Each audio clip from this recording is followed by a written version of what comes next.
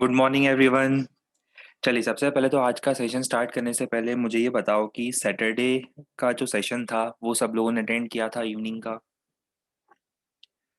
और board exam से related जो भी रिक्वायर्ड यूजफुल इंसाइट्स थे वो सब मैं एज्यूम कर रहा हूँ आप लोगों को पूरी इन्फॉर्मेशन मिल गई होगी।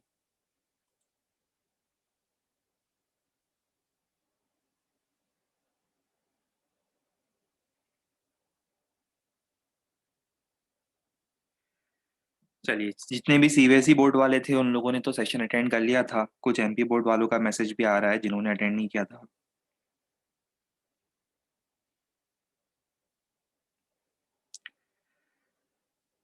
चलिए, अब हम लोग हमारा जो नॉर्मल टॉपिक था वो रिज्यूम करते हैं। तो लास्ट टर्म पर हम लोग बात कर रहे थे मैग्नेटिक इफेक्ट्स ऑफ करंट की। तो बेसिकली हमारा जो फोकस पॉइंट था वो ये था कि करंट कैरिंग वायर कितनी मैग्नेटिक फील्ड प्रोड्यूस कर सकता है। तो इसके लिए जो मैथमेटिकल एक्सप्रेशन होता है which is used for finding magnetic field generated by a current carrying wire, वो होता है expression of Biot Savart law. को याद आ रहा होगा, बायोट सावर्ट लॉ के हेल्प से हम लोग फाइंड कर सकते हैं कि कोई भी स्मॉल, यहाँ ऐसे बोल सकते हैं डिफरेंशियल करंट कैरिंग एलिमेंट किसी पर्टिकुलर पॉइंट पर करंट कैरिंग डिफरेंशियल एलिमेंट कितनी मैग्नेटिक फील्ड जनरेट करता है। और अगर कंप्लीट वायर की मैग्नेटिक फील्ड फाइंड करनी है तो ऐसे सभी डिफरेंशियल एलिमेंट्स का, ऐसे सभी डिफरेंशियल करंट एलिमेंट्स की उस पॉइंट पर मैग्नेटिक फील्ड का हम समेशन या इंटीग्रेशन फाइंड करेंगे। ठीक है।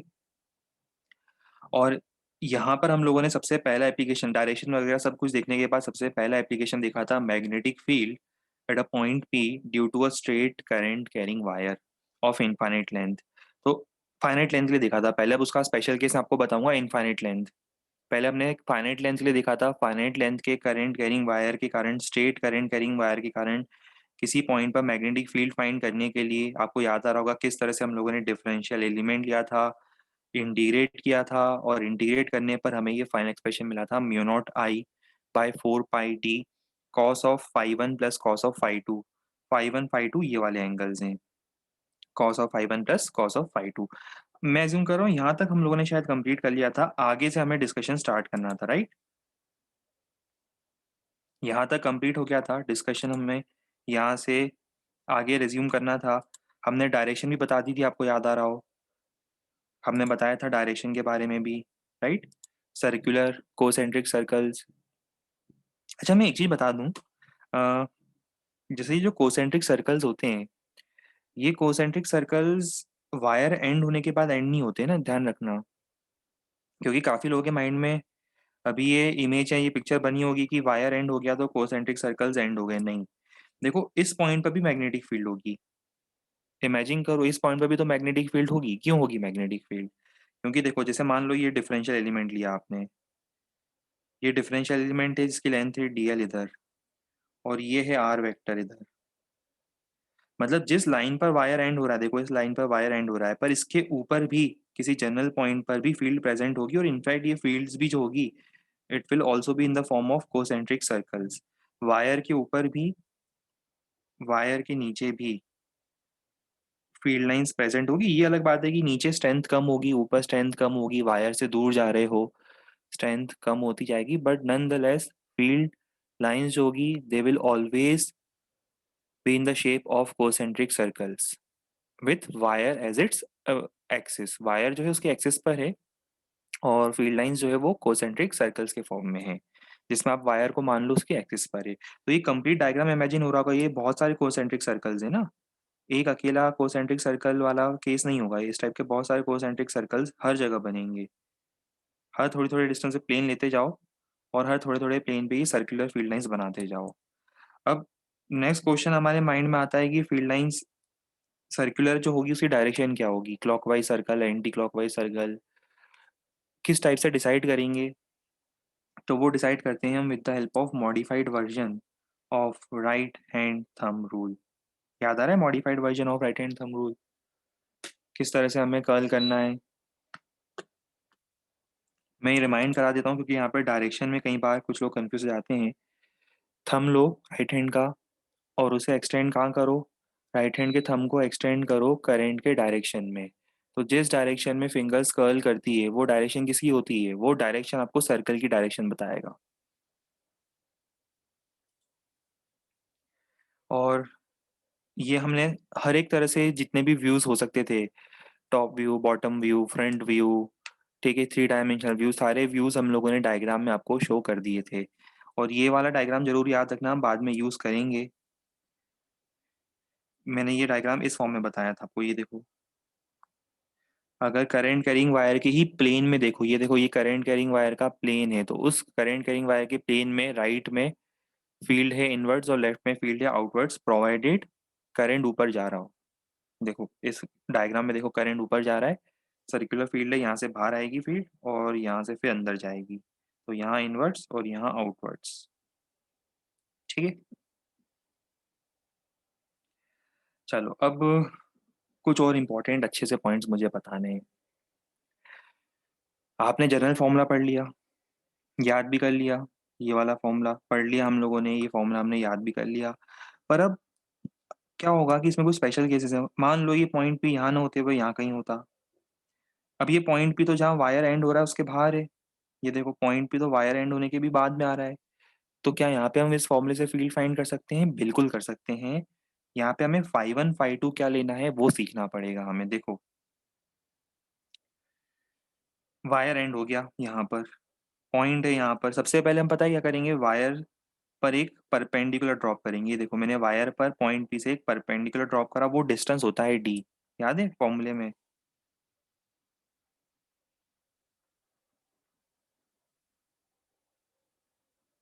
इस फॉर्मूले में ये जो डी होता है, ये डी क्या है? ये वाला डिस्टेंस है, perpendicular distance of the point from the wire.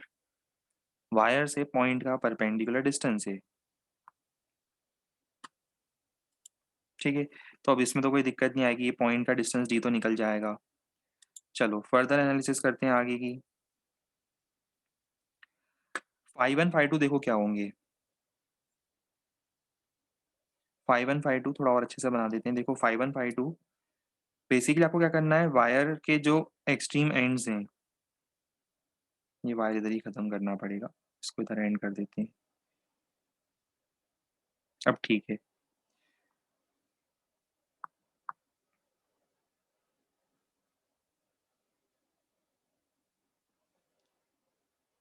ठीक है, अब समझ में आ रहा होगा आपको। फाई वन फाई टू क्या है, पॉइंट पी को वायर के दोनों एक्सट्रीम एंड से ज्वाइन करो। तो phi one phi two are the angle subtended by this two lines with the wires. समझ में आ गया? जैसे एक और एग्जांपल देखो, सपोज सपोज ये वायर है। नोट करने से पहले देख लेना, समझ जाओ फिर नोट कर लेना। सपोज ये वायर है, ये रखा वायर। और अब इस वायर के लिए मान लो मुझे फील्ड निकालनी है, लेट अस से इस पॉइंट पर। तो हम क्या करेंगे, सबसे पहले वायर पर एक परपेंडिकुलर ड्रॉप करेंगे, फिर वायर के जो दो एक्सट्रीम एंड्स होते हैं एक्स और वाई, उसको ज्वाइन कर देंगे। फिर ये एंगल अल्फा हो जाएगा, ये एंगल बीटा हो जाएगा। या आप इस एंगल को भी अल्फा बोल के इस एंगल को भी बीटा बोल दोगे, कोई फर्क नहीं पड़ना है इस बार। ठीक है। चलो, या फिर अब अगर मान लो, ये तो समझ में आ गया, इजी केस है, पर अगर मान लो कि पॉइंट है बाहर। पॉइंट बाहर होने का मतलब,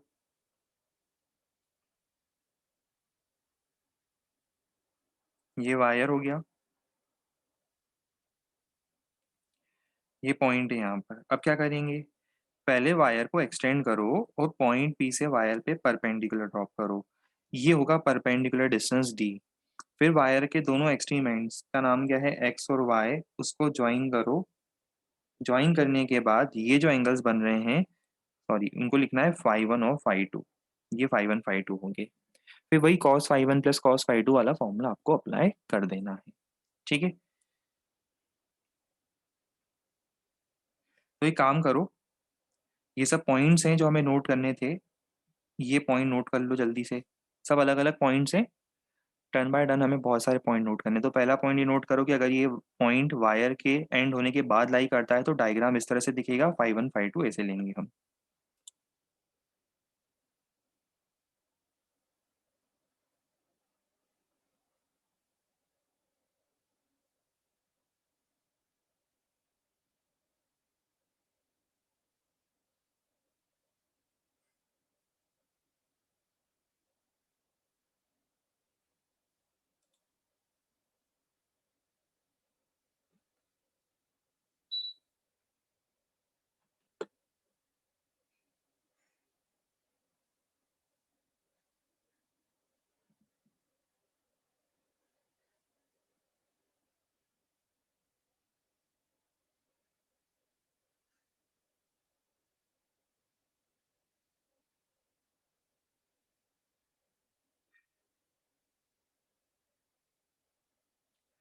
चलो अब नेक्स्ट केस देखते हैं। बताओ अगर इनफाइनाइट वायर मिला तो क्या करेंगे। इनफाइनाइट वायर के लिए जब मैं उस पॉइंट से वायर के दोनों एक्सट्रीम एंड्स को ज्वाइन करने की कोशिश करूंगा, देख रहे हो यहाँ पर phi one phi two 0 degree के आसपास होंगे। सोचो, जैसे ये मान लो ये वायर इनफाइनाइट होता तो फाइव टू क्या होता। ये जैसे वायर इनफाइनाइट होता तो ये फाइव टू 0 डिग्री होता। इनफाइनाइट वायर है और पॉइंट पी से उस वायर के इनफाइनाइट एंड को टच करोगे तो phi one phi two almost 0 degree होंगे। और ऑलमोस्ट 0 डिग्री रखो तो cos zero plus cos zero ये हो जाएगा 2। और ये फील्ड आएगी mu naught I by 2 pi d. मतलब आपसे कोई पूछता है what is the field due to infinitely long wire. अब जैसे सपोज आपसे किसी ने कहा कि एक इन्फाइनेटली लॉन्ग वायर है, ये देखो ये वायर है इन्फाइनेटली लॉन्ग वायर। ये देखो इन्फाइनेटली लॉन्ग वायर, ये स्क्रीन खत्म होने के बाद भी एक्सटेंड हो रहा है और इसके कारण मुझे इस पॉइंट पे फील्ड फाइंड करनी है। तो सिंपली क्या करना है, परपेंडिकुलर डिस्टेंस फाइंड करना है। और फॉर्मूला हो जाएगा mu naught I by 2 pi D magnitude wise. Direction के लिए तो आपके पास वो है ही, कोसेंट्रिक सर्कल की डायरेक्शन कहाँ होगी उस पॉइंट पर, clockwise anti clockwise right hand thumb rule. ठीक है। अच्छा ये जो डेरिवेशन है ना ये आपके बोर्ड के सिलेबस में है ये, पर ये इस मेथड से नहीं है। आगे जाकर हम लोग एम्पियर सर्किटल लॉ पढ़ेंगे और उसके हेल्प से ये डेरिवेशन है। तो आपको तब यहाँ पर ये वाले फॉर्मूले जो हैं ये इंटीग्रेशन से प्रूव नहीं करने हैं बोर्ड एग्जाम में। तब आपके पास अलग सेट ऑफ डेरिवेशन होंगे जो हम देखेंगे एम्पियर सर्किटल लॉ में इनफाइनाइट वायर के लिए होगा। ठीक है। इसे नोट करो एग्जाम्पल को, मतलब ये सेकंड पॉइंट है आज का, इसे नोट करो। और इनफाइनाइट वायर ये केस होगा।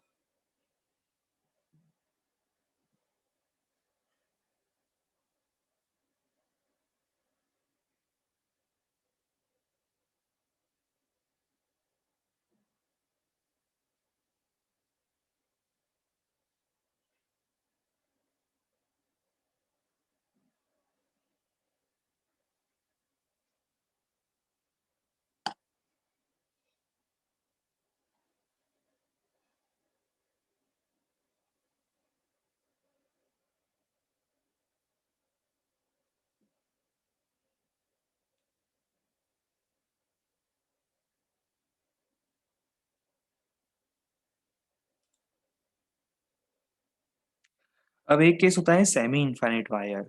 अब ये सेमी इनफाइनाइट वायर मतलब क्या होता है कि वायर एक साइड से तो इन्फिनिटी पर जा रहा है और जो उसका दूसरा एंड है हम उसी एंड पे हैं। देखो सेम लाइन पर हूँ, जहाँ पे वायर एंड हो रहा है ना, या यूं बोल दो जहाँ से वायर स्टार्ट हो रहा है, जहाँ से वायर स्टार्ट हो रहा है हम उस एंड पर हैं। पर दूसरा एंड कहाँ पर है, दूसरा एंड जो है वो इन्फिनिटी पर है, आगे तक वायर एक्सटेंड हो रहा है ऊपर। तो सेमी इनफाइनाइट वायर के लिए हम क्या करेंगे, देखो पॉइंट पी से परपेंडिकुलर ड्रॉप करो, फिर उसके बाद दोनों एक्सट्रीम एंड्स को ज्वाइन करो। एक एंगल है फाइव टू जो कि 90 डिग्री दिख रहा है, फाइव वन 0 डिग्री दिख रहा है, वैल्यूज रखो। फील्ड आ रही है mu naught I by 4 pi D. जैसे रियल लाइफ में एग्जांपल देखो ये इस टाइप से समझ लो कि ये वायर जो है ये इन्फिनिटी तक एक्सटेंड हो रहा है, ये इन्फिनिटी तक जा रहा है, पर यहाँ से स्टार्ट हो रहा है। और जो पॉइंट है जहाँ पे मुझे फील्ड निकालनी है वो भी यहीं पर है। तो जब मैं वायर के दोनों एक्सट्रीम एंड्स को ज्वाइन करूंगा तो पहला एंड तो मुझे ही मिल जाएगा, तो ये एंगल हो जाएगा फाइव वन, या फाइव टू बोल दो एक ही बात है। फाइव वन 90 और फाइव टू क्या होगा, ये फाइव टू जो है क्योंकि इन्फाइनाइट वायर है तो टेंडिंग टू जीरो होगा। ठीक है, तो जब मैं वैल्यूज रखूंगा तब मुझे मिलेगा ये। अच्छा देख रहे हो ये चीज इनफाइनाइट वायर का हाफ आ रही है, क्योंकि इस पॉइंट पर मैं दो सेमी इनफाइनाइट वायर्स को अगर मैं अपोजिट डायरेक्शन में, ये देखो दो सेमी इनफाइनाइट वायर्स को ज्वाइन कर दूंगा तो मुझे इनफाइनाइट वायर मिलेगा। और ये फील एग्जैक्टली लास्ट वाले पॉइंट का हाफ आ रही है अभी।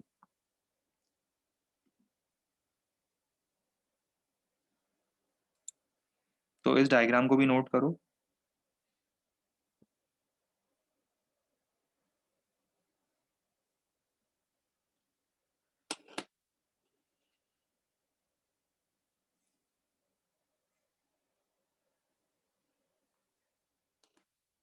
ये अलग से पॉइंट हो जाएगा सेमी इनफाइनाइट वायर का।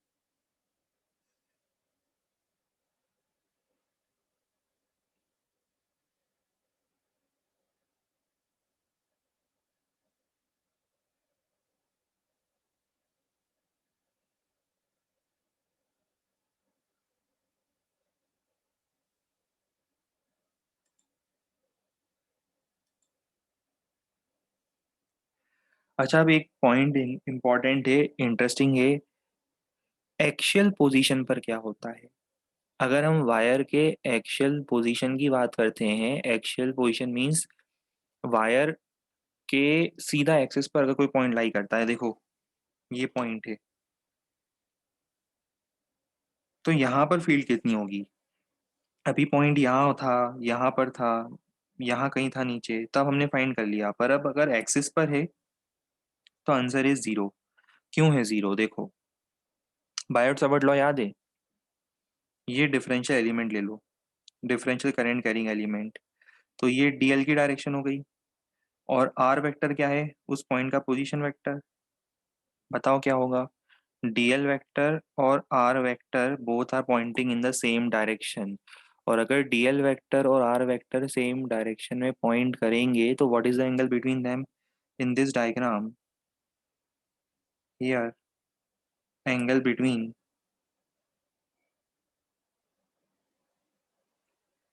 DL vector and R vector is zero. अगर एंगल 0 डिग्री होगा तो बताओ सिर्फ उस डिफरेंशियल एलिमेंट के कारण फील्ड कितनी होगी।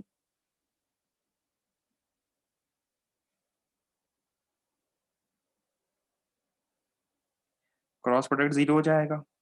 अब जब डिफरेंशियल फील्ड ही जीरो है तो उसको आप इंटीग्रेट कर भी लोगे पूरे वायर के लिए, तो क्योंकि हर एक एलिमेंट उस पॉइंट पे जीरो फील्ड बना रहा है, net field will be zero. सब पॉइंट्स हैं जो अभी क्या होगा ना, थोड़ी देर बाद हम ये क्वेश्चन स्टार्ट करेंगे, 15 1 मिनट 10 15 मिनट में आप क्वेश्चन स्टार्ट होने वाले हैं, फिर क्या होगा हम क्वेश्चन में यूज करेंगे, है ना। तब फिर आपको ये सब पॉइंट रिलेट करते आने चाहिए, है ना, तभी आपके क्वेश्चन सॉल्व हो पाएंगे फिर।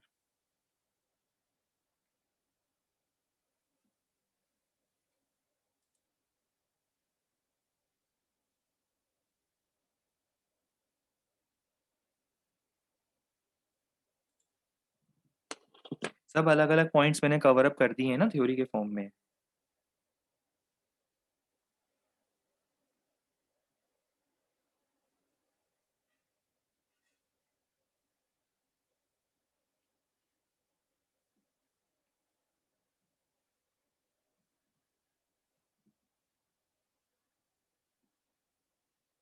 ये इसी चीज को मैंने स्टेटमेंट के फॉर्म में लिखा है, ये देखो, angle is 0 degree between differential element and position vector is 0 degree and hence cross product is zero.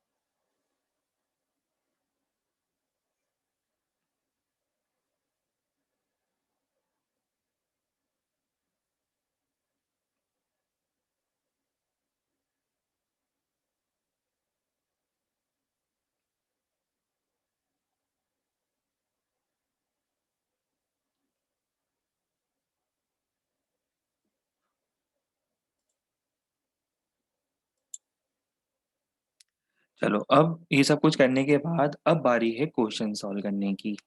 अब हम रेडी हैं क्वेश्चन सॉल्व करने के लिए।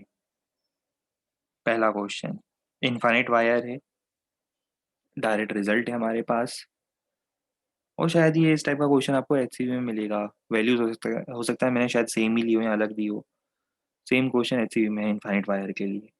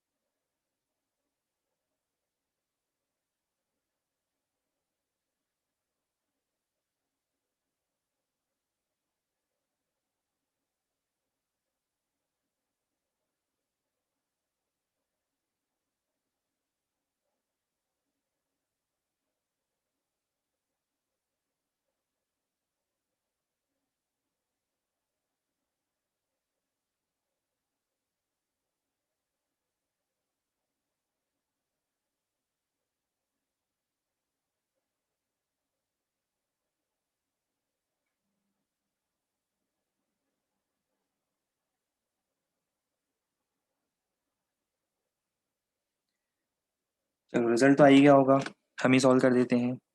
फॉर्मूला क्या होगा? Mu naught I bye 2 pi D. Mu naught कितना होता है? 4 पाई इंटू 10 की पावर -7, ये म्यू नॉट की वैल्यू है। Current 2 divided by 2 pi D है 5 सेंटीमीटर। फील्ड की यूनिट टेस्ला, जो अभी हमने स्टार्टिंग में पढ़ी थी। अच्छा, मैं दूसरी यूनिट्स भी बताऊंगा ना, आगे जाकर हम लोग मैग्नेटिक फ्लक्स भी फाइंड करेंगे, तब मैं आपको दूसरी यूनिट्स भी बताऊंगा। वेबर के टर्म्स में कुछ यूनिट्स आती है, कई बार आप बुक्स में देखोगे, हो सकता है कंफ्यूज हो कि सर वहाँ तो वेबर पर मीटर स्क्वायर वगैरह कुछ लिखा हुआ है। अभी हाल फिलहाल टेस्ला मान के चलो, बाद में मैं एक नई यूनिट भी इंट्रोड्यूस करूंगा। ठीक है।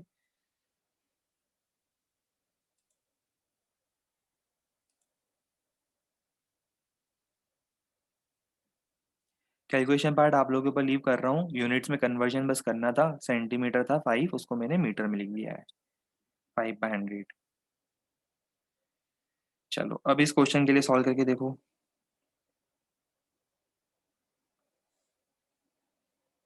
थोड़ा ध्यान देना, मैंने एंगल्स कौन से दिए हैं और आपको एंगल्स कौन से लेने हैं, इस बात पे थोड़ा फोकस करना। मैं एंगल्स कुछ और दे रहा हूँ, एंगल्स लेने कुछ और थे, तो ध्यान से देखो कौन से एंगल्स आपको लेने हैं।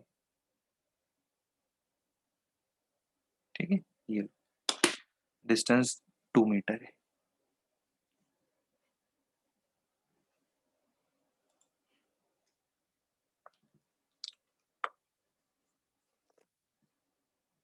हाँ देखो, इस बीच क्या होता है, काफ़ी स्टूडेंट्स की मुझे अभी भी फ्रीक्वेंटली रिक्वेस्ट आती है, और आज भी जैसे अभी मैसेज में एक दो स्टूडेंट्स की रिक्वेस्ट आ रही है कि सर आप डेली बेसिस पर होमवर्क दिया करो rather than giving homework on weekly basis. देखो, मैं एक्चुअली प्रॉब्लम एक थोड़ी सी अपने एंड से बताता हूँ।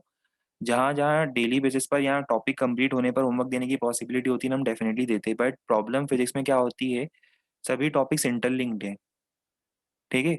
तो जब तक मेरा ये वाला जो पोर्शन होता है, ये वाला पोर्शन बायोट सावर्ट लॉ वाला पोर्शन, और उसके साथ magnetic field due to circular wire complete नहीं होता, क्योंकि अगर आप मॉड्यूल देखोगे ना, तो आपको सिर्फ स्ट्रेट वायर के क्वेश्चन नहीं मिल रहे हैं उसके अंदर। बिगनर बॉक्स 1 के अंदर ही स्ट्रेट वायर के साथ साथ सर्कुलर वायर के भी क्वेश्चंस हैं। जब तक मेरा ये पोर्शन कंप्लीट नहीं हो पाता है, अनफॉर्चुनेटली मैं आपको होमवर्क इसलिए नहीं दे पाता हूँ, क्योंकि मैं अगर बोल दूँ कि बिगनर बॉक्स 1 में स्ट्रेट वायर के क्वेश्चन कंप्लीट कर लो, सर्कुलर के नहीं, तो आधे लोग क्या करते हैं, सर्कुलर के भी ट्राई करने लगते हैं और फिर बोलते हैं कि सर क्वेश्चन नहीं बन रहे बिगनर बॉक्स 1 के। तो यहाँ तो ये लेवल ऑफ अंडरस्टैंडिंग होनी चाहिए कि सर ने सिर्फ स्ट्रेट वायर कंप्लीट करा है, सर्कुलर कंप्लीट नहीं करा है, तो चलो हम बिगनर बॉक्स से सिर्फ स्ट्रेट वायर कर लेते हैं, सर्कुलर वायर अभी लीव कर देते हैं। और उसमें भी आपको पता है क्या मिलेगा, 50% क्वेश्चन के अंदर एक ही क्वेश्चन में स्ट्रेट और सर्कुलर वायर दोनों का कॉम्बिनेशन मिलेगा, मतलब स्ट्रेट वायर के साथ साथ सर्कुलर वायर भी इंक्लूडेड ही रहेगा, मतलब वो वायर ऐसा दे देंगे आपको। वो आधा स्ट्रेट दे देंगे और आधा सर्कुलर दे देंगे। अब आप ये बताओ कि हम उस केस में अगर आपको होमवर्क दे भी, जैसे ये semi circle quarter circle introduce कर दिया, अब अगर उस केस में हम आपको होमवर्क दे भी, तो बताओ कैसे दें? जब तक हमारा सर्कुलर वायर कंप्लीट नहीं होता है स्ट्रेट वायर के साथ साथ, तब तक एक लिमिटेशन होता है कि हमें चाहकर भी हम आपको होमवर्क नहीं दे पाते तब तक, राइट? तो ऑब्वियसली सारी चीज़ें जो आप सोचते हो वो सब चीज़ें हमें ऑलरेडी पता होती है, ठीक है? सारी चीज़ें प्लान्ड होती है। सब्जेक्ट वाइज़ हर सब्जेक्ट के अकॉर्डिंग रिक्वायरमेंट भी थोड़ी अलग-अलग होती है, ठीक है? इसीलिए हम जब होमवर्क देते हैं तो आपको क्वांटम में देते हैं, कंटीन्यूअस होमवर्क नहीं देते, in terms of quantum homework देते हैं।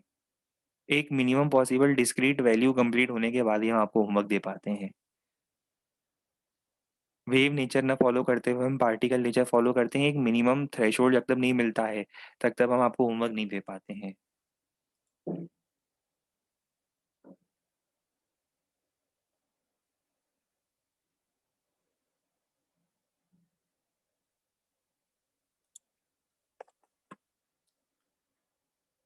और हमने इसलिए आपको कहा भी था कि मंडे, ट्यूसडे तक के लिए आपका काम क्या है, पुराना जितना पेंडिंग वर्क आपका बचा हुआ है उतना कंप्लीट करो, जिसका पेंडिंग वर्क हो गया है वो एचसीवी, एमईसी की स्टार्ट कर दे पढ़ना और अगर चाहते हो तो एमईसी के, एचसीवी के क्वेश्चंस भी करना खुद से शुरू कर दो।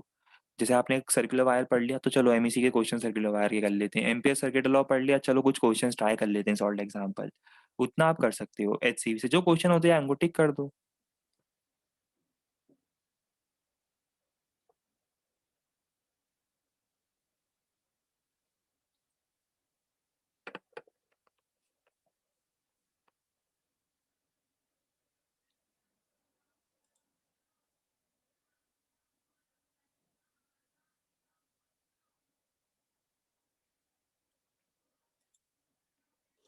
चलो एंगल बताओ क्या लेंगे? हमें पता है कि एंगल ये वाले नहीं लेते हैं, हमें पता है कि एंगल तो ये वाले लेते हैं।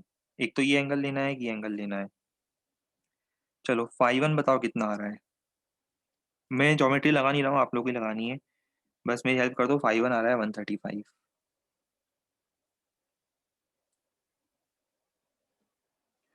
फाई 2 कितना आ रहा है? 60, 90, 30 आ रहा है शायद, है ना? बस आगे मैं हेल्प नहीं कर रहा हूँ।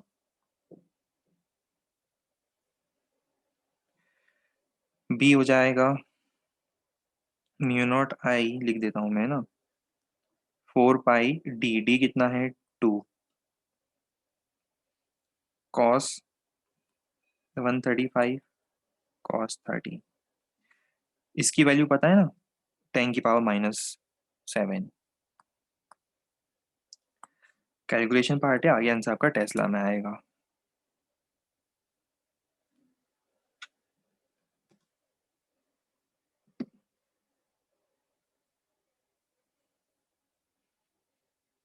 और सीधी सी बात है ना, देखो आपका राशन रख के हम क्या करेंगे, है ना? आपके राशन को रखने से या क्या बोलते हैं उसको एक्यूमुलेट करने से हमें कोई बेनिफिट तो मिलेगा नहीं कि हम जान करके आपका राशन न देंगे और हम खुद खा जाएंगे, है? आपको ना दे दे हम खुद सॉल्व कर लेंगे, हमें तो एग्जाम देनी नहीं है। राशन बना है आपके लिए ही बना है।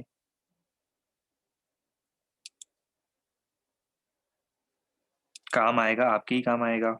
ले सकते हो, अल्फा बीटा एंगल भी ले सकते हो, आप चाहो तो अल्फा बीटा एंगल ले लो, पर अब क्या होता है, हम लोग एग्जाम में कंफ्यूजन अवॉइड करने के लिए एक बार ही एक टाइप के एंगल से जो प्रैक्टिस कर रहे हैं उसी को फॉलो करेंगे। आप चाहो तो फिर अगर साइन अल्फा बीटा से प्रैक्टिस करना चाहते हो कर लो, फिर बाद में कभी भी cos phi 1 cos phi 2 apply मत करना, फिर क्या होता है एग्जाम वाले दिन कंफ्यूज हो जाते हो, आधा फॉर्मूला इसका लगा देते हो, आधा फॉर्मूला उसका लगा देते हो। वो फिर मत करना। या तो जैसा हम क्लास में बता रहे हैं वैसा करो, या फिर अपने अकॉर्डिंग कर रहे हो अल्फा बीटा तो फिर हर क्वेश्चन में अल्फा बीटा लेके करो, फिर दोनों चीज़ों को मिक्स मत करना, मिक्स मैच मत करना, है ना?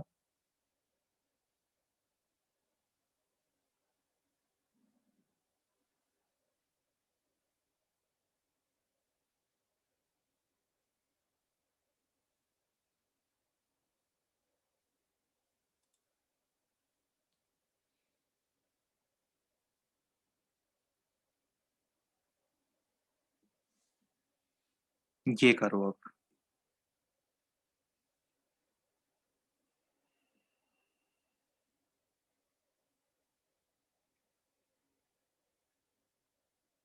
प्रैक्टिस के लिए अरे सिंपल बात है भाई, देखो इंजीनियर हो, इंजीनियर का माइंडसेट है, इंजीनियर का कैलिबर है।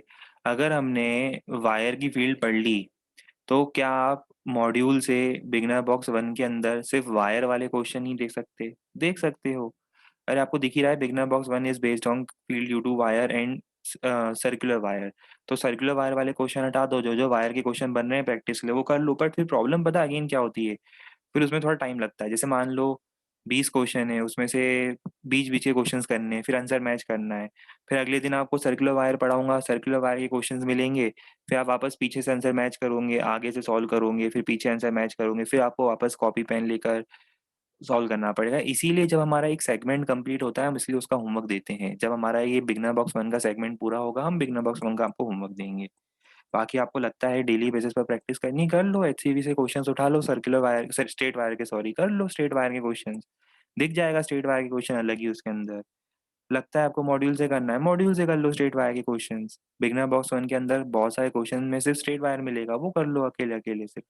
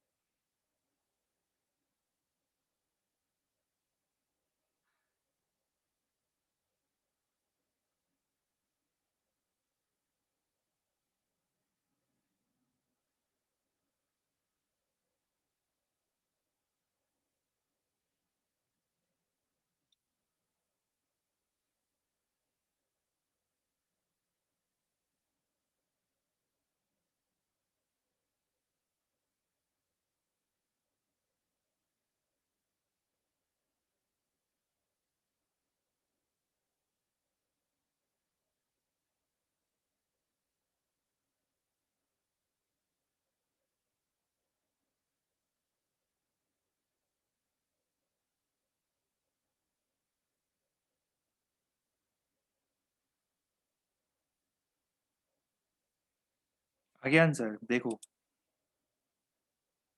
आंसर इसमें आना चाहिए, सॉल्व करके देखते हैं क्या आना चाहिए। एक काम करो, सिर्फ़ एक सिंगल वायर को देखो, किसी भी एक वायर को देखो चलो। हम एक काम करते हैं, हम इस वायर को देखते हैं, सिर्फ़ इस वायर को देखो। करंट है आई, सबसे पहला क्या करना है? परपेंडिकुलर ड्रॉप करो, करो परपेंडिकुलर ड्रॉप करते हैं। ये परपेंडिकुलर ड्रॉप हुआ। What is the perpendicular distance? a/2। Theta φ1 φ2 क्या होंगे? 45। φ1 φ2 45। फॉर्मूला लगाओ, mu nought I by 4 pi d cos of φ1 plus cos of φ2। जरा right hand thumb rule use करके बताओ, इसमें फील्ड की डायरेक्शन कहाँ आ रही है? इस ब्लू कलर के वायर के कारण फील्ड की डायरेक्शन कहाँ आ रही है? इस पॉइंट पर सेंटर पर फील्ड की डायरेक्शन बताओ जरा, मुझे समझ में आया आप लोगों को कितना क्लियर हो रहा है ये? है ऐसे मैसेज कर करके तो बहुत परेशान करते हो, हमें भी समझ में आए। हाँ, इनटू द प्लेन, बिल्कुल सही। इनटू द प्लेन, याद है? हमने एक डायग्राम आपको बना के हेल्प करी थी, मैं बताता हूँ एग्ज़ैक्टली कौन-सा डायग्राम, ये वाला देखो। करंट कैरिंग वायर, अब एक्चुअली क्या है ये स्क्वायर के फॉर्म में, इसको ऐसे समझ लो। ये ऐसे स्क्वायर के फॉर्म में, सिर्फ़ इस वायर को देखो। इस वायर के कारण जो भी पॉइंट यहाँ पर होगा, उसमें फ़ील्ड कहाँ होगी? इनवर्ट्स। सर्कुलर फ़ील्ड अंदर जा रही होगी, इनवर्ट्स फ़ील्ड। या फिर आप वो राइट हैंड थंब रूल वगैरह कुछ भी जो आपके मन में आता है, वो यूज़ करके देख सकते हो। आपके पास बहुत सारे मेथड्स अवेलेबल हैं एट योर डिस्पोज़ल, तो आप देख सकते हो लगाकर कि वो इनवर्ट आ रही है। चलो इनवर्ट आने के बाद ऐसे कितने वायर हैं? ऐसे कितने वायर हैं? काउंट करो, 4। और चारों के कारण इनवर्ट है। डायरेक्शन सबकी सेम है, इसीलिए मैं डायरेक्टली ऐड कर रहा हूँ, क्योंकि सबकी डायरेक्शन सेम है, तो मैं बोलूँगा बी नेट कितना होगा? 4b। 4b का मतलब कितना? म्यू नॉट आई बाय 4 से कितना हो जाएगा ये? पाई ए 2 पाई ए कॉस 45 प्लस कॉस 45, 1/√2 1/√2 √2।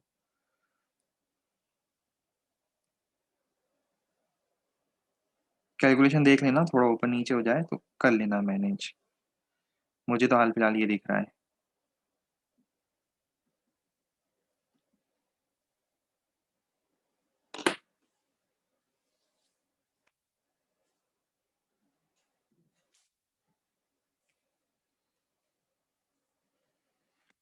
ठीक है, आओ अब हम कुछ और क्वेश्चंस करें।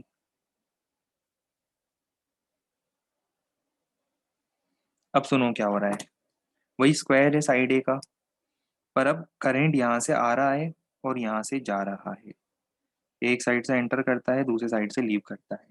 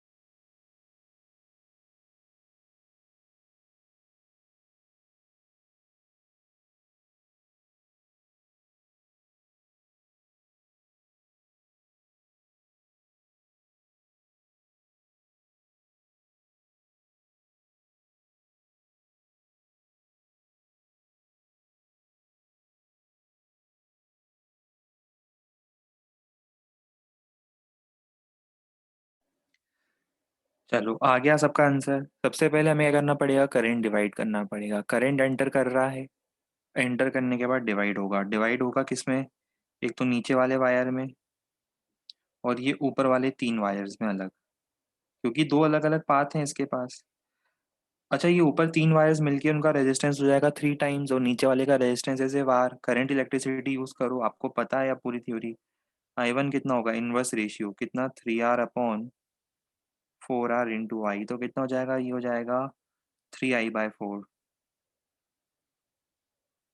और ये I2 कितना होगा, I2 होगा I/4। तो देखो ये क्वेश्चन इतना डायरेक्ट नहीं था, इसमें सबसे पहले आपने करंट डिवाइड करा। पहले तो ऊपर वाले 3 वायर्स में करंट निकाला, नीचे वाले वायर में करंट निकाला। अब सिर्फ ब्लू वाले वायर की करंट फील्ड बताओ। μ0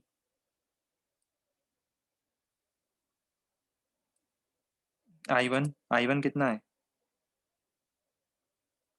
/4 πD। डी कितना है, A/2। वही cos of 45 plus cos of 45। Direction बताओ, right hand thumb rule use करो। डायरेक्शन आ रही है आउटवर्ड्स, इसीलिए मैंने डॉट लगा दिया, डायरेक्शन आ रही है आउटवर्ड्स। अब एक काम करो, सिर्फ सिंगल पिंक वाले सिंगल वायर की करंट फील्ड बताओ, सिंगल वायर के कारण। μ0I/4 πD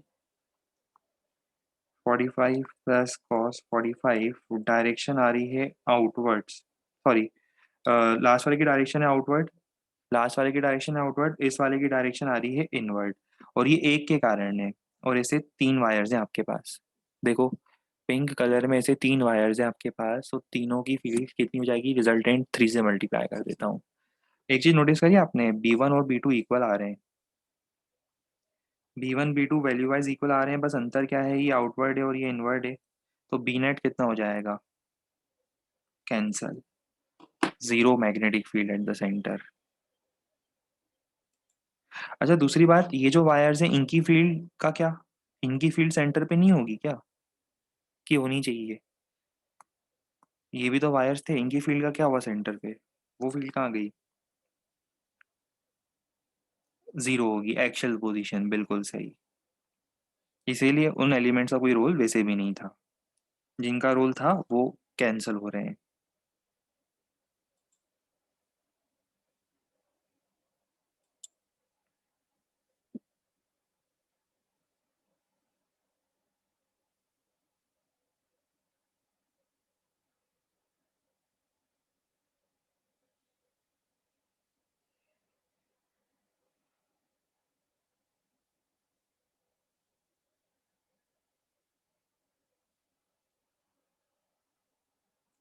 काम करो ना, 1 मिनट की आंखें बंद करो, चीटिंग नहीं करना है, आंखें बंद करो।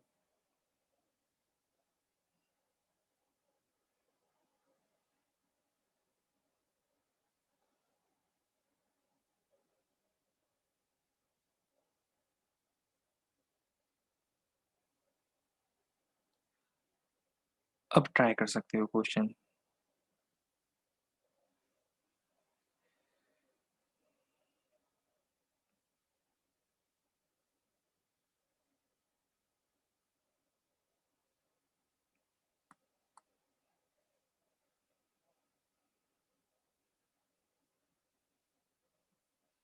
नोट नहीं किया, देखो एक बार जैसे हमने समझा दिया मेथड, इसके बाद तो फॉर्मूला लगाओ ना सीधा। इसमें खुद से ही नोट कर लो, इसमें नोट करने कोई थ्योरी तो है नहीं जो नोट करने के लिए वेट करेंगे। फॉर्मूला लगाया था हमने, आंसर आया था, आप भी लगाओगे तो आपका आंसर अलग नहीं आएगा। स्क्रीन से देखकर नोट करने के बजाय जो अंडरस्टैंडिंग अगर खुद से ट्राई करोगे इस क्वेश्चन को और खुद से नोट करोगे, जो अंडरस्टैंडिंग बनेगी वो अलग होगी। क्योंकि अभी आप स्क्रीन से देख के लिख लेते हो, फिर क्वेश्चन बनता नहीं है। बजाय इसके जब हमने आपको मेथड बता दिया, तब आप पूरा फोकस करो सर क्या बता रहे थे।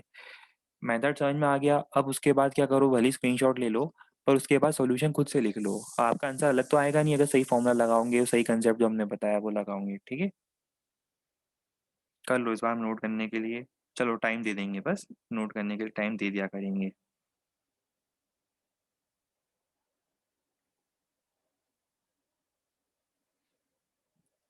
क्या होता है, एक यूनिक चीज हमने देखी, 50 स्टूडेंट्स हैं, 50 की रिक्वायरमेंट अलग-अलग है। कोई बोलता है सर हमें तो क्वेश्चन पे क्वेश्चन कराते जाओ, कोई बोलता है कि सर हमें क्वेश्चन के बाद नोट करने का टाइम दो। अच्छा दूसरी एक इंटरेस्टिंग चीज़ हमने देखी, अगर थ्योरी बता देते हैं क्लास में पूरी और फिर आखिरी में लिखने के लिए बोलते हैं, जैसे एक साथ पूरा दे देते हैं लिखने के लिए कि भई लिख लेना अभी है ना, रिकॉर्डिंग देखकर या इससे लिख लेना। तो आधे लोग बोलते हैं सर हमें क्लास में लिखने का टाइम क्यों नहीं दिया जाता? हमारे नोट्स क्लास में कंप्लीट होने चाहिए, क्लास में कंप्लीट नहीं हो पाते। आधे लोग बोलते हैं कि सर बाद में नोट्स कंप्लीट करेंगे हम। तो सबकी अलग-अलग रिक्वायरमेंट होती है और जितना ईज़ी आपको वहाँ से बैठे-बैठे दिखता है एक टीचर का रोल कि अरे! बहुत ईज़ी होता होगा रोल, है ना? वैसा नहीं होता है ना? बिल्कुल, कभी-कभी हमें प्रधानमंत्री जैसी फीलिंग आती है कि हर एक की रिक्वायरमेंट अलग-अलग है और सबको सेम उस पे लेके चलना पड़ता है, ठीक है? तो इट बिकम्स वेरी डिफिकल्ट अभी आप चीज़ शायद रियलाइज़ नहीं कर पाओ, है ना? बट होता है, डिफ़िकल्टी लेवल होता है।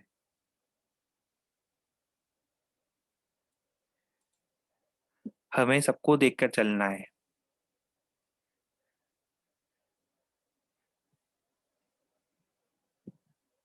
किसी को लगता है सर इतने फ़ास्ट क्यों चल रहे हैं? पर वही दूसरे स्टूडेंट को लगता है कि सर स्लो चल रहे हैं। दोनों के अलग-अलग कॉन्ट्रा व्यू हैं और हमें क्या करना पड़ता है, हमें पूरा मैथमेटिकल कैलकुलेशन बिठाना पड़ता है। हमें पूरी क्लास का एक एवरेज लेना पड़ता है, मीन वैल्यू जिसको बोलते हैं, वी एवरेज। वी एवरेज निकालते हैं हम कैलकुलेशन से मैक्सवेल डिस्ट्रीब्यूशन कर्व से और उस वी एवरेज के आसपास की स्पीड हमें मेंटेन करनी पड़ती है। तो it is not a easy task becoming a teacher उसमें बहुत सारे मैथमेटिकल कैलकुलेशंस आपको इन क्लास लगाने पड़ते हैं।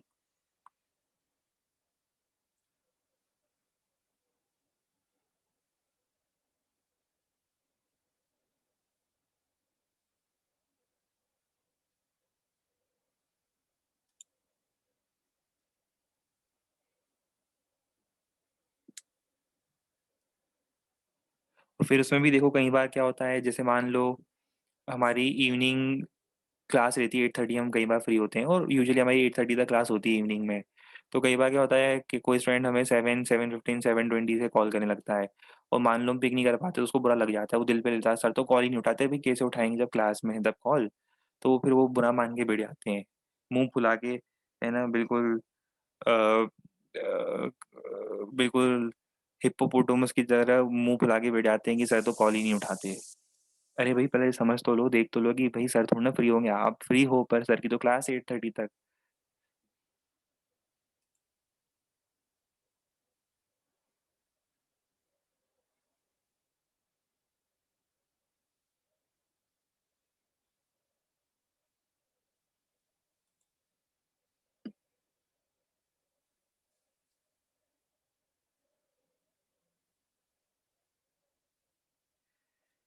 करो, क्वेश्चन ट्राई करो।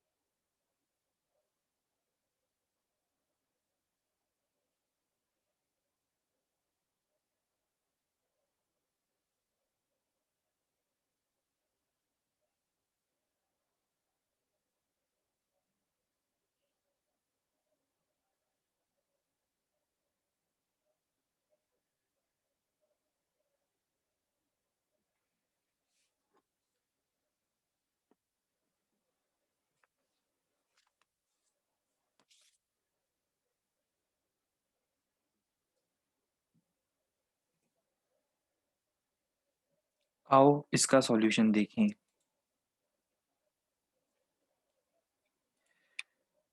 पहले आंसर बता देता हूँ, काफी लोग आंसर आ गए होंगे, वो मैच कर लें एक बार, देख लो। अब मैं इसको आपको थ्री डायमेंशनल व्यू बताता हूँ। देखो थ्री डायमेंशनल व्यू से कुछ दिखेगा। 5 एम्पियर, वो 5 आई ऊपर जा रहा है, 2 आई ऊपर जा रहा है थ्री डायमेंशन में।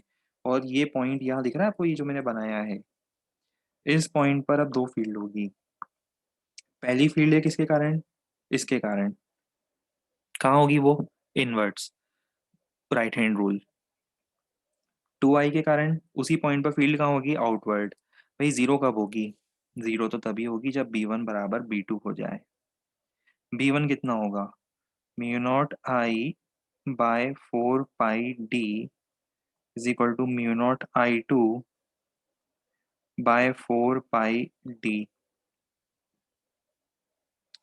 बस सिंपल सा हिसाब था, अगले ही स्टेप में आपको दिख जाएगा, एक्स की वैल्यू आ जाएगी। ये देखो अगली स्टेप में मुझे एक्स की वैल्यू दिख गई आती हुई।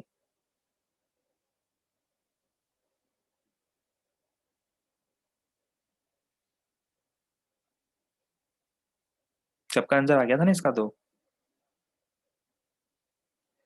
वही चार्ज वाले क्वेश्चन है, दो चार्ज के बीच में वो पॉइंट बताओ जहाँ फील्ड जीरो हुआ करती थी, वैसा ही क्वेश्चन हो गया ये तो एक तरह से।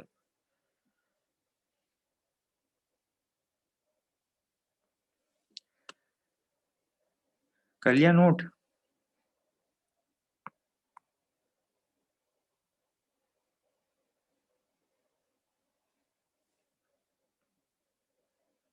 डायरेक्शन एक बार और बता दें, देखो ये जो वायर है जिसमें करंट ऊपर जा रहा है, वो ये पॉइंट उसके राइट में है, तो राइट में उसके करंट फील्ड होती है इनवर्ड। आप ये डायग्राम याद रख लो, एक सिंपल सा डायग्राम है। हम डायरेक्शन के लिए थ्री डायमेंशन में, आप इसको फोटो को एक बार विजुलाइज कर लो। ये वाला डायग्राम याद कर लो, कोई भी डायग्राम याद कर लो। चलो ये डायग्राम याद है? ये डायग्राम देखो, ये वायर में करंट ऊपर जा रहा है, इस पॉइंट पे फील्ड कहाँ होगी? इनवर्ड। और अगर इसमें करंट ऊपर जा रहा है तो इस पॉइंट पे फील्ड कहाँ होगी? आउटवर्ड। वो पॉइंट दोनों के बीच में था, दोनों वायर्स में करंट ऊपर जा रहा है, वो पॉइंट दोनों के बीच में था, तो एक इनवर्ट और एक आउटवर्ड, एक नेगेटिव साइड में एक पॉजिटिव साइड में। Sir please tell B1 equal to B2 once again, oh my god. आप आराम से देखो, देखो क्वेश्चन में क्या पूछा है हमसे। हमसे पूछा है कि कहाँ पर नेट फील्ड जीरो होगी। नेट फील्ड जीरो कैसे हो सकती है बताओ? अगर B1 B2 इक्वल हो गए तो आपको नहीं लगता दो वेक्टर अपोजिट डायरेक्शन में एक दूसरे को कैंसिल कर देंगे और नेट फील्ड जीरो हो जाएगी? तो B1 है फर्स्ट वाले की मैग्नेटिक फील्ड, में कलर कोडिंग कर देता हूँ, है ना। 5 आई की फील्ड है B1, और 2 आई की फील्ड है B2। ये 5 आई और ये 2 आई दोनों इक्वल कर दिए मैंने। फॉर्मूले याद है आपको? अभी 2 मिनट पहले फॉर्मूले बताए थे मैंने आपको। हाँ, डिवाइड में 2 पाई आएगा, वो हमने 4 पाई लिख दिया था फ्लो फ्लो में, वो 2 पाई आएगा क्योंकि इनफाइनाइट वायर है, राइट। इनफाइनाइट वायर के लिए फॉर्मूले में क्या आएगा? नीचे 2 पाई D आएगा। ऊपर तो अपन हर जगह 2 पाई D लिखा था ना। हाँ, ये तो 4 पाई होंगे क्योंकि ये फाइनाइट वायर है, फाइनाइट वायर में तो 4 पाई आएंगे। जहाँ जहाँ इनफाइनाइट वायर कभी मिलेगा, किसी क्वेश्चन में था ना, यहाँ देखो इस क्वेश्चन में था, तो यहाँ 2 लिखना था। ठीक है।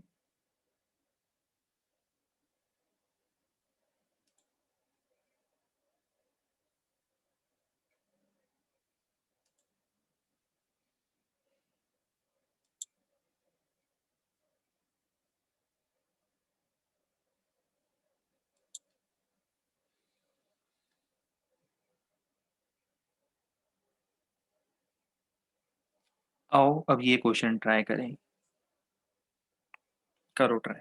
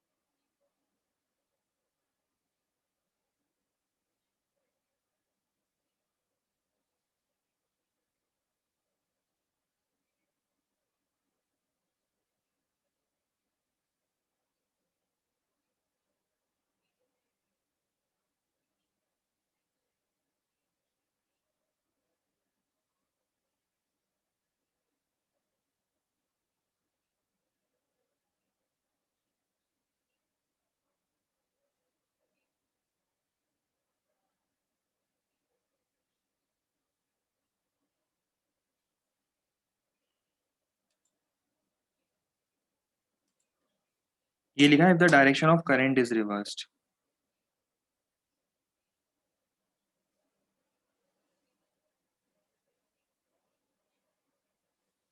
पूरा लिख दो इसको, इफ द डायरेक्शन ऑफ, वो शायद एक वर्ड मिस कर दिया मैंने प्रिंट में। If the direction of current is reversed, मतलब जब दोनों में सेम डायरेक्शन में करंट था तब मैग्नेटिक फील्ड सेंटर पे आ रही है इतनी। अब अगर डायरेक्शन एंटी पैरेलल हो गए, एक में करंट ऊपर जा रहा है एक में नीचे आ रहा है, तब आपसे पूछा है। स्टेटमेंट पूरा वो सही कंप्लीट कर देना है ना। यहाँ डायरेक्शन क्या आएगा, if the direction of current is reversed, वो एक वर्ड मिस कर दिया हमने। If the direction of current is reversed the field becomes इतना।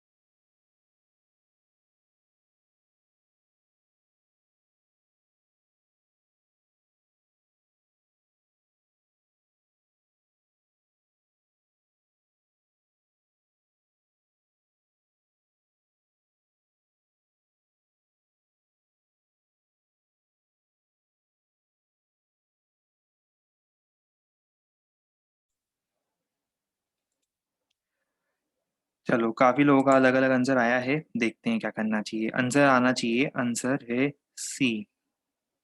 देखो कैसे, दो पैरेलल लॉन्ग वायर्स हैं जिनमें करंट है I1 I2, सेम डायरेक्शन में ना, स्टार्टिंग में करंट पैरेलल डायरेक्शन में फ्लो कर रहा है। और magnetic field exactly at centre कितनी आ रही है, 10 माइक्रो टेस्ला। तो एक काम करते हैं ना, ये डिस्टेंस जो है अगर मैं इसको x मानता हूँ तो ये डिस्टेंस भी x ही होगा। ठीक है। और ये बताओ कि दोनों फील्ड सेंटर पे एंटी पैरेलल होगी। एंटी पैरेलल क्यों, अभी लास्ट क्वेश्चन देखो, लास्ट क्वेश्चन याद है, जब करंट सेम डायरेक्शन में जाता था, जब करंट सेम डायरेक्शन में जाता था तो क्योंकि एक वायर के राइट में है और दूसरे वायर के लेफ्ट में है, वो पॉइंट एक वायर के राइट में दूसरे वायर के लेफ्ट में है, तो उसका मतलब दोनों की फील्ड एक दूसरे को अपोज करने की कोशिश करती है। तो नेट फील्ड क्या होगी बताओ, बी नेट होगा mu not I1 minus I2 divided by 2 pi D, वही mu not I1 by 2 pi D minus mu not I2 by 2 pi D. ठीक है। अब आगे समझते हैं, ये कितना दिया हुआ है आपको, 10। अब आपसे कहा गया है कि if the direction is reversed, if the direction is reverse करो, जरा डायरेक्शन रिवर्स करो। जब आप डायरेक्शन रिवर्स करोगे तब कोइंसिडेंटली सेंटर पर जो मैग्नेटिक फील्ड है दोनों की वो सेम डायरेक्शन में पॉइंट करेगी। दोनों की मैग्नेटिक फील्ड अब इन्वर्ट हो गई है ना। तो अब कितनी होगी, मैग्नेटिक फील्ड ज़्यादा ही होगी, 30 दी हुई है।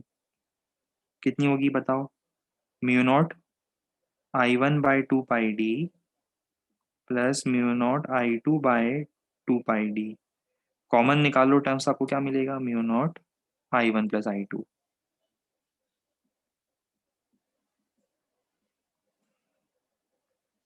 1 और 2 को डिवाइड करो, रेशियो निकालो, उसमें से I1 minus I2 upon I1 plus I2 आएगा, उससे I1 I2 का रिलेशन आएगा, सॉल्व करो, आंसर आ रहा है सी।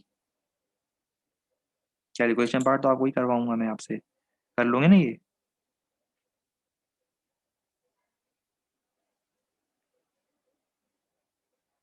आंसर में पार्टिसिपेशन कम लोगों का होता है, मैं देखता हूँ आंसर में गिने चुने 4-5 लोग पार्टिसिपेट करके आंसर बता पाते हैं।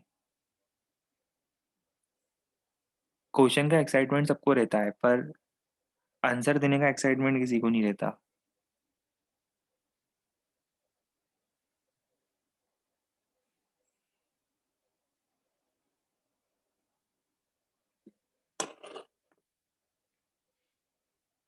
चलो और क्वेश्चंस करते हैं ट्राई।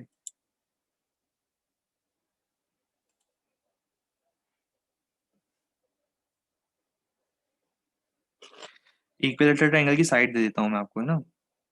साइड दी हुई है मैंने आपको, साइड ए। पूरी इंफॉर्मेशन क्वेश्चन में दी हुई है।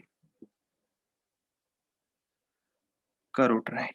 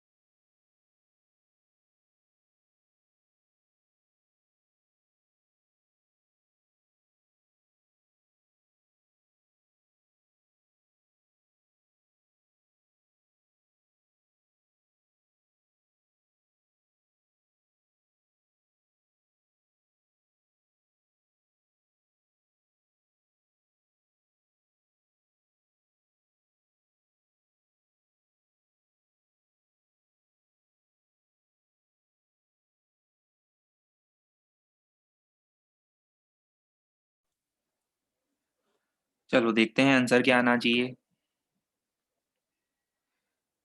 किसी भी एक सिंगल वायर के लिए निकाल लो। चलो चलो नीचे वाले वायर के लिए निकालते हैं। ये जो नीचे वायर दिख रहा है, इसके लिए हमें फील्ड निकालनी है इस पॉइंट पर। परपेंडिकुलर ड्रॉप करते हैं, डी हो गया। परपेंडिकुलर है टी। फिर याद है वायर के एक्सट्रीम एंड्स को ज्वाइन करना रहता है, ज्वाइन भी कर दिया हमने। फिर फाई वन फाई टू ये एंगल्स होते हैं, कितना एंगल है ये एंगल होगा 30 डिग्री, ये एंगल भी होगा 30 डिग्री। फिर फील्ड लिखो, सिर्फ उस वायर के कारण लिखो, mu naught I by 4 pi d cos 30 plus cos 30। और ऐसे 3 वायर्स हैं। अच्छा, इसमें फील्ड कहाँ आ रही है इसके कारण, इस वाले वायर के कारण अगर करंट एंटी एंटी क्लॉकवाइज जा रहा है इसमें,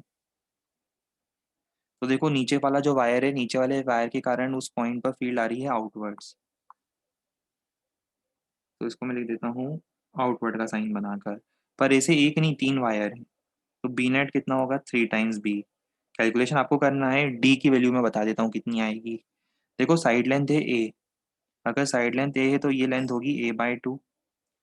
ट्राइंगल दिख रहा है, उस ट्राइंगल में मैं क्या लिखूंगा, d divided by A/2 is equal to 10 30 degree. तो यहाँ से मुझे डी मिल रहा है A/2√3। बस अभी ये सब आपको करना है कि ये वैल्यू उठा के यहाँ रखनी है, ये वैल्यू उठा के यहाँ रखनी है, इससे आपको आंसर मिलेगा।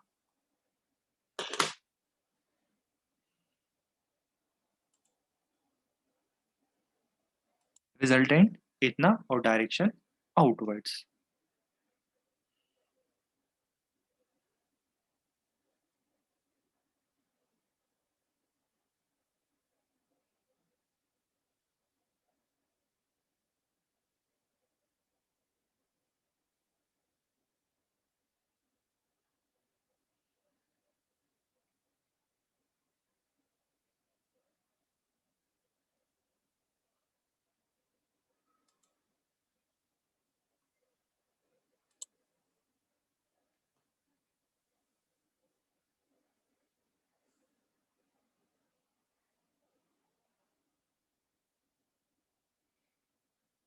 देखो एक वायर के कारण हमने निकाली, ट्रायंगल के अंदर कितने वायर हैं, सिर्फ टोटल 3 वायर हैं। तो नेट फील्ड क्या होगी, क्योंकि तीनों तीनों आप निकाल के देखो डायरेक्शन वाइज तीनों आउटवर्ड आएंगे। ट्रायंगल को घुमा दो तो कोई फर्क तो पड़ेगा नहीं, सिमेट्री के कारण तीनों आउटवर्ड आएंगे, राइट। तो उसका मतलब नेट फील्ड क्या होगी, 3 times of field due to single wire. और सिंगल वायर की फील्ड निकालना आपने सीखी है, बस।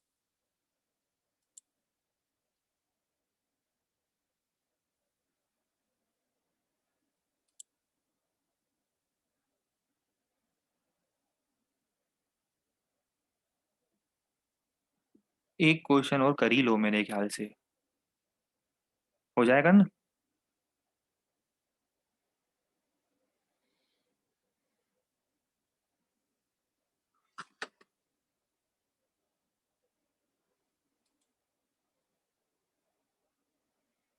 होमवर्क दे दें, चलो ठीक है, ये वाला क्वेश्चन होमवर्क के लिए ले लो।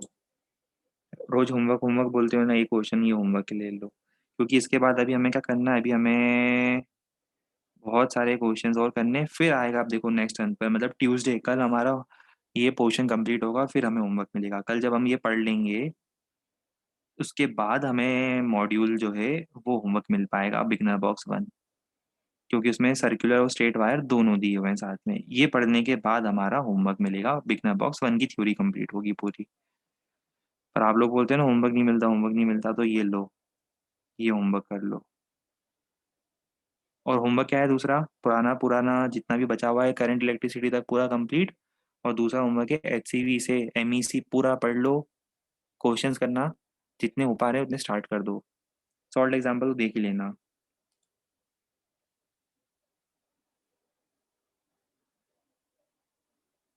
इलेक्ट्रोस्टैटिक्स, कैपेसिटर, करंट इलेक्ट्रिसिटी पूरा कंप्लीट।